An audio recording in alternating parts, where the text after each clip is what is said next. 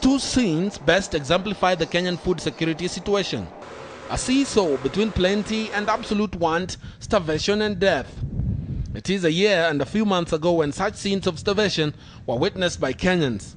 But despite the perennial drought, government planners seem to have learned nothing. It's really lack of political goodwill on the part of government. It's really lack of planning. It's very, very unfortunate. Now the constitution allows people in northeastern Kenya and people in Ukambani to take government to court because the constitution says food is a right. The government has given assurances that no Kenyan will starve, but experts say talking has been easy, but walking the talk remains a challenge. Kama serikali kuhakikisha kwamba hakuna mwananchi atadhoofika kiafya ama afya njaa kwa sababu ya kiangazi hiki, na mifugo yetu tutaweka kila juhudi tuhakikishe pia tunasaidiana.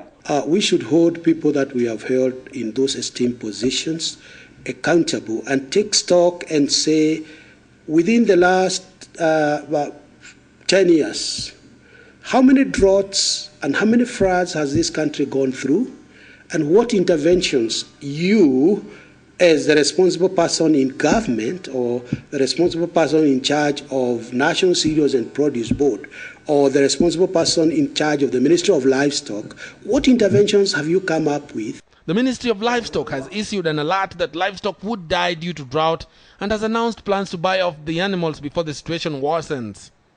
While the government is accused of acting too late, some experts say perhaps there's little the government can do given the global climate change situation. Climate change is with us.